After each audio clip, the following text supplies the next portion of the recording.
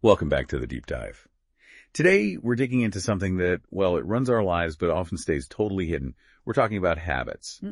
And specifically, we're using Charles Duhigg's big book, The Power of Habit, as our main source here. Yeah, absolutely. And our mission today isn't just to, define habit again. We want to get into the real mechanics behind it all, the why and the how. Right. So you, the listener, shouldn't just end up with another self-help list. The goal is for you to walk away with like a diagnostic tool, something powerful to spot those hidden patterns that are either, helping you succeed or maybe holding you back. And what jumped out at me right away from the source material is this isn't just about like me trying to skip dessert.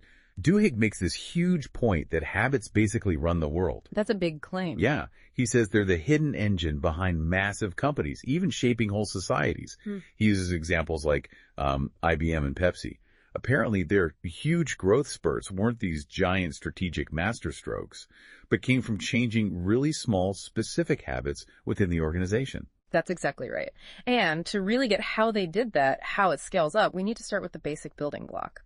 Duhigg calls it the habit cycle. Some call it the habit loop. Oh, yeah. And it's got three key parts. There's a cue, a routine, and a reward.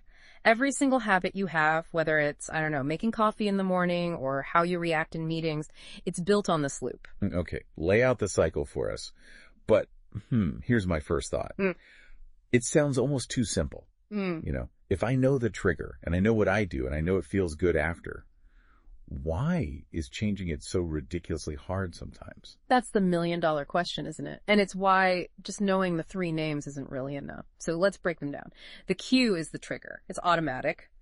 Could be a place, a time, an emotion, something that tells your brain, okay, run the habit program now. Right, autopilot time. Exactly. Then the routine, that's the behavior itself, can be physical, like grabbing a cookie, or mental, maybe worrying about something, or even emotional. Good. And finally, the reward. That's the payoff, the positive feeling or outcome that tells your brain, hey, this loop, it worked. Let's remember this one for next time. Okay, so using my earlier example, I feel stressed out. That's the cue. Yep. I grab that chocolate bar from the vending machine. That's the routine. Okay. And I get that little sugar rush, that temporary feeling. That's the reward. That's the cycle. Got it. But, and this is really crucial, Duhigg adds another layer.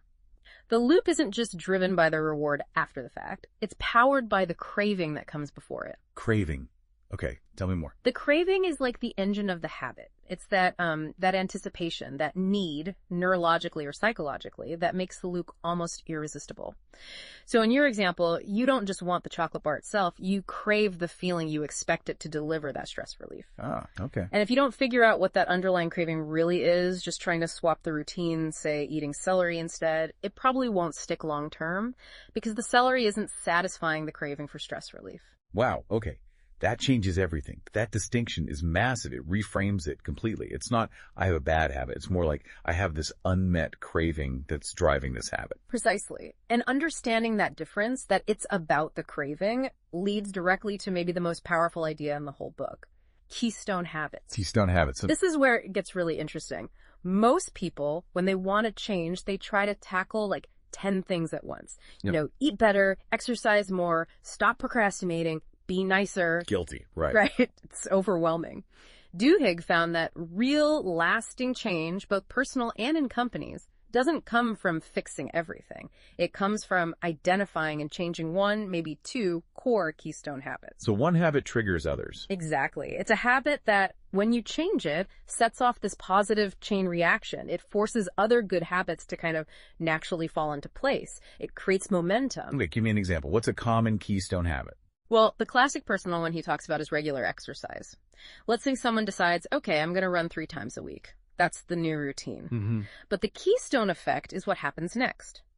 Because they're running, maybe they start sleeping better because they're physically tired. Makes sense. Then, because they want to have energy for their runs, maybe they start, paying a bit more attention to what they eat. Right. And because they feel more energetic generally, maybe their focus at work improves.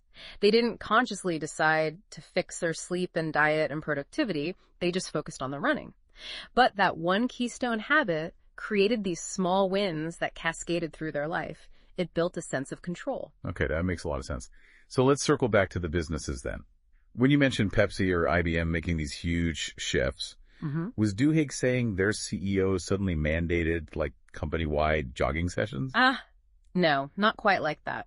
They were looking for organizational keystone habits, high leverage routines within the company structure. So Duhigg talks about how some companies found that implementing, say, a really consistent data-focused way of reviewing projects or sales numbers, that became the keystone. How so? Well, take Pepsi. Changing how they routinely analyze sales data, making it super structured and shared. That wasn't about the soda itself. It gave teams a sense of predictability. It empowered them to make decisions based on clear info. I see. And that feeling, that habit of structured analysis then naturally led to better innovation, smarter sales tactics, things like that. The keystone wasn't the product. It was the internal rhythm of how they worked. Okay, right. So let's shift to the how-to. If I'm listening and I want to change something in my own life, I've maybe identified the cue, I'm thinking about the craving, how do I actually swap out that routine, especially without it feeling like, constant painful willpower? Yeah, the gritting your teeth method rarely works long term. The core strategy Duhigg outlines is intervention, but smart intervention. You keep the same cue, and you aim to deliver the same fundamental rewards, satisfy that core craving, but you insert a different routine. Okay. Let's use that example from earlier. The doom scrolling on your phone right after dinner. Yep. Very relatable. The cue is clear. Finishing the meal. Plate's empty. Now, what's the craving? Is it really the latest news headlines? Or is it maybe a feeling of mental transition, like, okay, mealtime task is done, now I shift gears? That's interesting. Probably the second one, the mental shift. Right. So if the craving is for that mental punctuation mark, then instead of the endless scroll, routine A, you could substitute, say, doing 5 deep breaths, or maybe stepping outside for 2 minutes, routine B. Yeah. You're still getting the cue, meal finished. You're still satisfying the craving, mental shift achieved, but you've plugged in a totally different behavior. That makes it sound more achievable. But there's another critical piece Duhigg highlights for making changes stick, especially the tough ones. It's belief. Belief. Wait, how does belief fit into it? Sounds like a pretty mechanical, almost neurological loop. It sounds a bit fuzzy, but the research he presents is compelling. When people try to change really ingrained habits, think smoking, maybe emotional eating patterns, the most successful ones often had 2 things happen. First, they often went through some kind of stressful event or crisis that made change feel urgent. Sure. But second, and crucially, they usually had some kind of social support, a group, a community, even just one other person. Why the group? Because, according to Duhigg, that social structure provides the environment where the person can genuinely start to believe that change is possible for them, even when things get tough, especially when things get tough. That shared belief, reinforced by others, acts like a buffer. It protects that fragile new routine when the old cue hits hard and the craving screams for the old behavior. Okay, so that famous story he tells about the smoker, the guy who swapped cigarettes for tea every time he got the urge. It wasn't just about the tea being a substitute routine. No, the tea was the new routine, absolutely. But what really made it stick, Duhigg argues, was that this person joined a support group. So when they had a terrible, stressful day, a huge cue for smoking their group helped them believe that the tea routine could actually work to manage the stress, to satisfy that underlying craving, even when their brain was screaming for nicotine. The community basically propped up the belief until the new habit got stronger. Exactly. They reinforced it, stabilized it. That makes total sense. And it feels like a natural bridge to thinking about this stuff beyond just individuals, right? Like organizational habits, even society-wide habits. Absolutely. And that's where Duhigg really broadens the scope in a powerful way. He argues that major social changes, big movements, are often the result of shifts in collective community habits. How does that work? Well, think about the U.S. civil rights movement, which he discusses. The specific actions, the routines, were often simple things, sitting at a certain lunch counter, using a specific bus entrance. Those were the new behaviors. Oh. But what gave those actions power, what made the movement sustainable against huge resistance, was the belief. The shared community belief that this new routine was right, that collective action was possible, and that they would support each other in doing it. So the habit was the action, but the social fabric provided the belief that reinforced it. Precisely. The individual action becomes a community habit, stabilized by that shared conviction. Wow. That really underscores the whole idea, doesn't it? That tiny, consistent habits, whether it's your personal routine, how a team works, or how a community interacts, they seem small, but they build up to have these massive impacts. Like the athlete example you mentioned earlier, 30 minutes of practice daily seems minor, but consistency leads to world-class skill.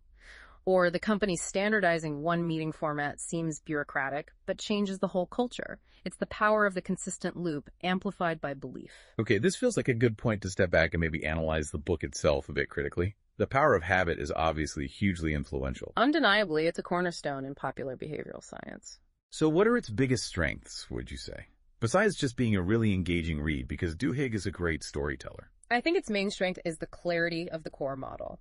That cue routine reward loop, plus the idea of craving, it gives you this incredibly useful X-ray vision into why we do what we do. And he makes it accessible. He blends these compelling stories, the marketing tales from companies like Pepsi, the neuroscience bits, and makes complex psychology feel very understandable. If you're just trying to get a handle on your own behavior, it's a fantastic starting point. Okay, but let's talk potential downsides or critiques. The sources we looked at suggest that while it's powerful, maybe there are some weaknesses. One thing mentioned was repetition. Yeah, that's a fair point some critics make about the structure. Once you really grasp the core habit loop concept, seeing it applied again and again through different examples, personal, corporate, social, can start to feel a little bit repetitive for some readers. Right, get the loop, got it, move on. Kind of, but I think the more significant critique, from an academic standpoint maybe, is that Duhigg focuses so intensely on the individual's power to understand and change their own loop, that he perhaps underemphasizes the role of external factors, the environment, social structures, economic pressures. Well, what do you mean exactly? Give me an example. Well, think about trying to change an eating habit. It might be relatively straightforward for someone with a stable job, access to healthy food, and time to cook, but what if your cue is exhaustion from working 2 jobs? Right. And the only affordable, quick routine available near you is fast food, and the immediate reward is simply getting calories in so you can keep going. In that context, identifying a keystone habit or finding the willpower to substitute a healthy routine is drastically harder. So the environment basically constrains your options for changing the routine. Exactly. The structural pressures, the lack of resources or choices, they can make habit change exponentially more difficult. Duhigg acknowledges context, but critics argue he maybe doesn't fully explore how much that context can overwhelm individual agency sometimes. It's not always just about understanding your cravings and belief. That's a really important nuance. And it actually leads perfectly into another point, comparing the power of habit to that other giant in the habit space, James Clear's Atomic Habits. People always ask, which one should I read? How do they stack up? Yes. The Duhigg versus Clear question. They're actually great complements, I think, because they focus on slightly different things. They approach the problem from different angles. How so? Duhigg, with the power of habit, is kind of like the psychologist or the neuroscientist in the room. He's digging deep into the why. Why do habits form? What's the role of craving? How does belief work? What's the leverage of a keystone habit? He gives you the underlying theory, the diagnostic framework. Okay, the why. And Clear. James Clear, with Atomic Habits, is more like the engineer or the coach. He largely accepts Duhigg's underlying model, but he focuses relentlessly on the how. The practical application. Exactly. Atomic Habits is like the super detailed step-by-step instruction manual. Make the cue obvious, make the routine attractive, make it easy, make the reward satisfying. He gives you dozens of practical tactics for actually building good habits and breaking bad ones on a daily basis. So, rough guide. If you want to understand the deep psychology of why you have the habits you do, start with Duhigg. I'd say so, yeah. But if you feel like you understand the why pretty well, but you're struggling with the day-to-day consistency and need practical strategies, then Clear is your guy. That's a pretty way to put it. Yeah. Duhigg for the diagnosis, Clear for the detailed treatment plan. Both are incredibly valuable. Okay, so wrapping this up then. This deep dive really shows that Duhigg's work, The Power of Habit, it's more than just pop psychology. It's a seriously effective lens for understanding behavior, your own, your team's, even societies. By really getting that habit cycle, understanding the power of the craving, looking for those keystone habits, you genuinely start to move from just reacting to life to having a bit more control, a pathway to hitting bigger goals or shaking off things holding you back. And absolutely. And the beauty is, this knowledge isn't some abstract theory. It's immediately practical. You can start observing your own life through this cue, craving, routine, reward framework, like today. Right. right now. Yeah, totally. Okay, so building on that bigger societal idea we touched on, here's something for you, our listener, to maybe think about after this. If small, consistent shifts in daily habits, when adopted collectively and reinforced by belief, really can fuel huge social changes like the civil rights movement. What's an automatic, seemingly tiny habit you see around you in your own community? Maybe it's how people interact online, or an assumption about commuting, or how local resources are used. Some small, everyday routine that if everyone shifted it just slightly and truly believed in that shift together, what major change could that unlock? What could be the next big transformation sparked by tweaking a collective habit loop? Something to chew on.